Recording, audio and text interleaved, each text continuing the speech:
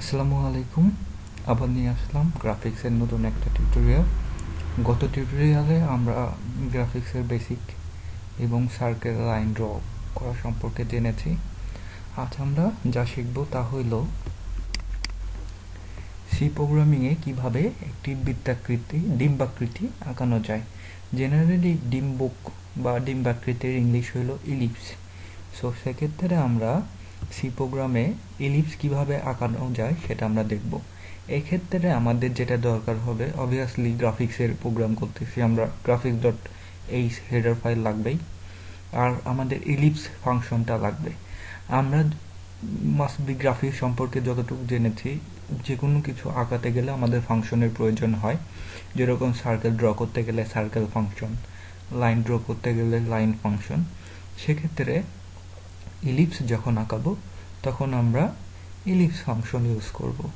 এখন ellipse function যে আমরা ইউজ করব, সিনট্যাক্স ছাড়া তো আমরা ইউজ করতে পারবো না। তো চলুন সিনট্যাক্সটা দেখে নিই।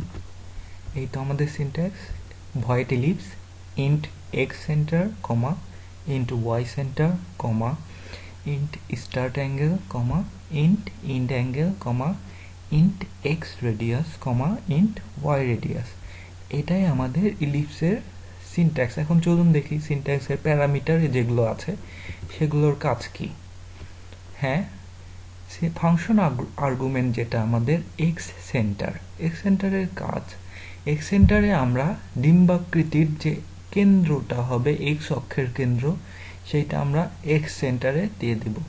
ওয়াই সেন্টারের কাজ, ডিম্বাকৃতির ওয়াই অক্ষের যে কেন্দ্রটা হবে সেটার আমরা মানটা ওয়াই সেন্টারের পজিশনে দিয়ে দেব। স্টার্ট অ্যাঙ্গেল, ডিম্বাকৃতি কোন কোণ থেকে আমরা শুরু করতে চাই সেই কোণের মানটা আমরা দিয়ে দেব। জেনারেলি 0 ডিগ্রি থেকে আমরা শুরু করি। ইন্ট অ্যাঙ্গেল মানে আমরা ডিম্বাকৃতি কত অ্যাঙ্গেলে শেষ করব।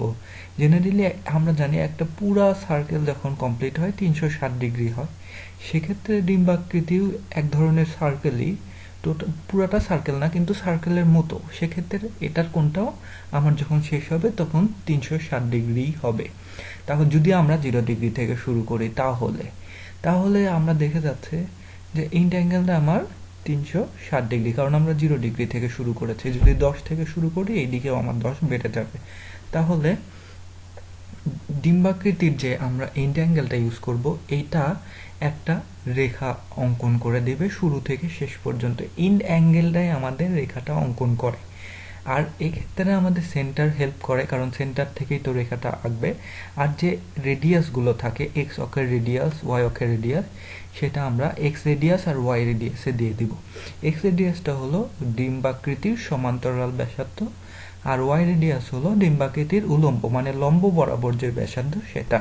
এখন আমরা কোডটা দেখে নিই। হ্যাঁ, আমাদের কোডটা এটা। আমরা স্টুডিও ডট এইচ ইউজ করেছি, জেনারেলি সি প্রোগ্রামিংয়ে লাগে আমাদের। আর গ্রাফিক্স ডট এইচ অবভিয়াসলি লাগবে, কারণ আমরা গ্রাফিক্সের কোড করতেছি। আর কোনিও ডট এইচ, কারণ আমরা গেট সিএইচ ইউজ করব, এই জন্য কোনিও ডট এইচ। তাহলে কোডটা হলো মেইন ফাংশনে যেটা এক্স ওয়াই আমাদের লাগবে।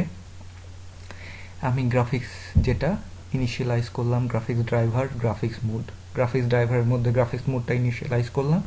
করার পরে আমি x get max x divided by 2 এটা নিয়েছি, কারণ আমি সেন্টারে ইলিপসটা আঁকাবো। সেন্টারে ellipse y equal to get max y, কারণ আমি সেন্টার থেকে আঁকাবো। আউট টেক্সট আমার যেটা হেডিংটা থাকবে, আর ইলিপস এক্স ওয়াই, তো এই যে এখানে মান আমার সেন্টারের মাঝখানেরটা। 0 ডিগ্রি থেকে শুরু করেছি, 307-এ আমার শেষ। 120 হইল আমার এক্স যেটা সমান্তরাল রেডিয়াস এক্স অক্ষ বরাবর, আর 60 হইল আমার ওয়াই অক্ষ বরাবর যেটা আমার লম্ব বরাবর যেটা। আর গেট সিএইচ, কারণ আমার স্ক্রিনটা ধরে রাখতে হবে। তাহলে এখন আমি দেখি আমার কোডটা রান করব। আমি কোড ব্লকসে, এখানে আমি কোডটা পুরোটা আগে থেকে লেখা ছিল আমার। তারপর আমি এখন রান করি। হ্যাঁ, এই তো ellipse using graphics in C. তাহলে এই হইলো আমাদের ইলিপস ডিম্বাকৃতি। তাহলে এখন কথা হইলো আমরা গেট সিএইচ কেন ইউজ করব। যদি আমি গেট সিএইচ ইউজ না করি তাহলে আমার স্ক্রিনটা থাকবে না। এই তো আমার যে গ্রাফিক্সের স্ক্রিনটা সেটা এসেই চলে গিয়েছে। তার জন্য আমাদের গেট ডট এইচ ইউজ করতে হবে, গেট সিএইচ ইউজ করতে হবে। আমরা এখানে একসাথে ক্লোজ গ্রাফ আর গেট সিএইচ ইউজ করতে পারবো না। যদি আমি ক্লোজ গ্রাফ ইউজ করতে চাই তাহলে আমাকে ডিলে ইউজ করতে হবে। আমি আপনাদেরকে দেখাই। ডিলে ডিলে ফাংশনটা ইউজ করবো, এটা ধরে রাখবে আমাদের এত ন্যানো সেকেন্ড আমার ধরে রাখবে, আর ক্লোজ গ্রাফ আমার গ্রাফের প্রোগ্রামটা শেষ করে দেবে। এই তো এখন আমি রান করব।